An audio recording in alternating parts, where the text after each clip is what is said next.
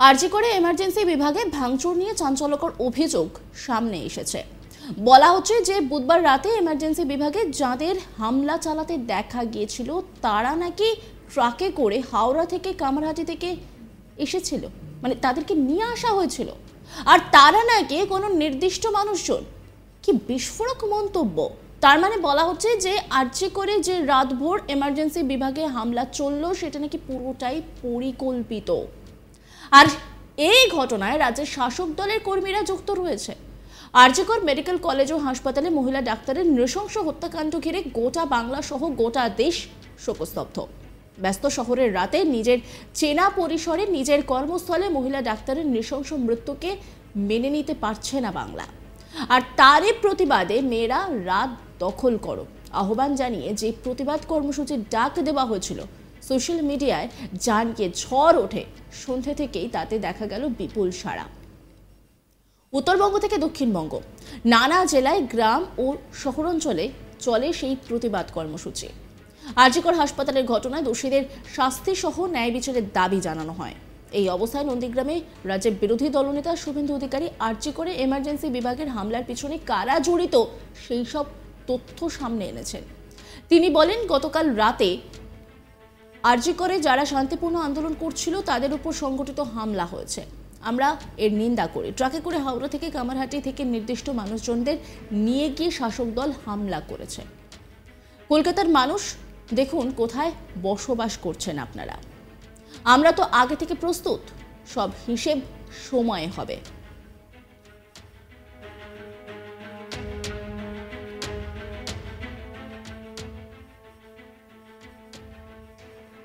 বিরোধী দলনেতা শুভেন্দু অধিকারী ঠিক কি বলেছেন শোনাব আপনাদের। রিয়াপাড়া থেকে টেঙ্গুয়া আমি হাঁটবো নন্দীগ্রামের জনগণকে নিয়ে। বরদাস্ত করবো না এসব। আজ এখান থেকে উঠবে নন্দীগ্রাম পথ দেখাবে। গতকাল রাত্রে আরজি করে শান্তিপূর্ণ আন্দোলন যারা করছিল তাদের উপরে সংগঠিত হামলা হয়েছে। আমরা এর নিন্দা করি। ট্রাকে করে হাওড়া থেকে কামারহাটি থেকে নির্দিষ্ট মানুষজনকে নিয়ে গিয়ে হামলা করেছে শাসকেরা। কলকাতার মানুষ দেখুন কোথায় বসবাস করছেন আপনারা। আমরা তো আগে থেকে প্রস্তুত।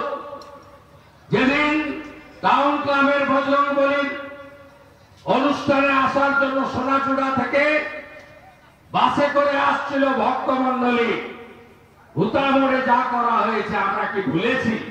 ভুলিনি। 2001 সালে 2রা মে টাউন ক্লাবে পেট্রোল বোম ছুড়ে আগুন দিয়ে পুড়িয়ে দেওয়া হয়েছিল। আমরা কি ভুলেছি? না, ভুলিনি। খাতায় লেখা আছে ডেট আর টাইম দিয়ে। সব হিসাব সময়ে হবে, সব হিসাব সময়ে হবে। চিরদিন কারো সমান নাহি যায়।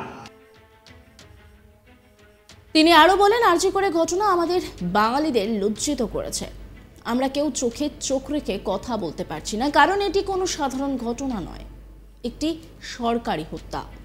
কি বলেছেন তিনি শোনাব আপনাদের। আরজি করের ঘটনা আমাদেরকে বাঙালি হিসেবে লজ্জিত করেছে। আমরা কেউ চোখে চোখ রেখে কথা বলতে পারছি না, কারণ এমনি সাধারণ ঘটনা নয়, এটি একটি সরকারি হত্যা। আমার বোনকে খুন করেছে, আমার বোনের উপরে অত্যাচার হয়েছে। কোথায়? হসপিটালে কর্মরতা অবস্থায়। এ লজ্জা রাখার জায়গা নেই।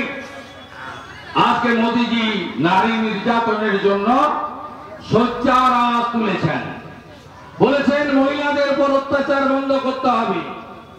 মহিলাদের উপর যখন অত্যাচার হয় মিডিয়া, জনগণ সবাই প্রতিবাদে সামিল হন, কিন্তু যখন অভিযুক্তকে সাজা দেওয়া হয় তখন কেউ সেভাবে প্রচারে আসে না। অভিযুক্তকে এমন ক্যাপিটাল পানিশমেন্ট দিতে হবে, ফাঁসির মঞ্চে ঝোলাতে হবে, যাতে এই যে কাজ করা থেকে ভবিষ্যতে এরা দূরে সরে থাকে। দ্বিতীয় কথা তিনি বলেছেন, ভারতবর্ষকে কমজোর করার চেষ্টা হচ্ছে পরিবারবাদ আর জাতিবাদের মাধ্যমে, এ থেকে বেরিয়ে আসতে হবে। আর তিনি ঘোষণা করেছেন চোরেদের জেল যাত্রা অব্যাহত থাকবে, না খাউঙ্গা না খানে দুঙ্গা। তাই মোদীজির এই বক্তব্য সংকল্পকে নিয়ে আমাদের এগিয়ে যেতে হবে এবং আমাদের সকলকে ভালো থাকতে হবে। আর কি করে শান্তিপূর্ণ আন্দোলন যারা করছিল তাদের উপরে সংগঠিত হামলা হয়েছে, আমরা এর নিন্দা করি। ট্রাকে করে হাওড়া থেকে কামারহাটি থেকে নির্দিষ্ট মানুষজনকে নিয়ে গিয়ে হামলা করেছে শাসকেরা। কলকাতার মানুষ দেখুন কোথায় বসবাস করছেন আপনারা। আমরা তো আগে থেকে প্রস্তুত। অবিলম্বে আরজিকর ক্যাম্পাস, যেহেতু ওখানে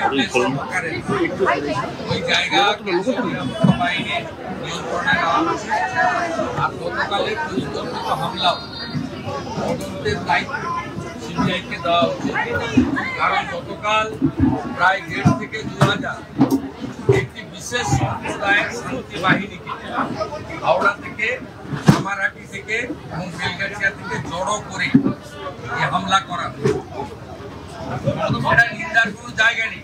আমরা নন্দীগ্রামের লোকরা হ্যাবিচুয়েটেড। আমরা হনুমান পূজার দিন হামলা দেখেছি, আমরা জানি এরা কি করে। আমি জিতেছি বলে এখানে হিন্দু লোকগুলো বেঁচে আছে, সব শেষ করে দিই।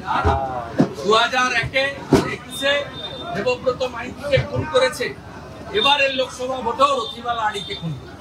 মমতা বলছে যে আদালতের নির্দেশে সিবিআই যেটি হয় ঠিক আছে, কিন্তু যেন দোষীরা যেন শাস্তি পায়, নির্দোষরা চাচ্ছে। উনি নিজে দফা 1 দাবি 1 মমতা ব্যানার্জির পদত্যাগ।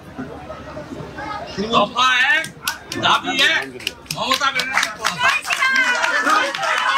আমি এই রাজ্যের সব রাজনৈতিক দলকে বলবো, কালকে স্তব্ধ করুন বাংলা।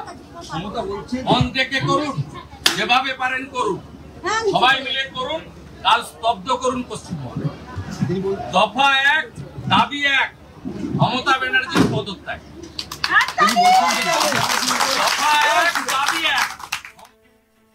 নজর রাখুন আজ তাক বাংলার ইউটিউব স্ট্রিমিং এ।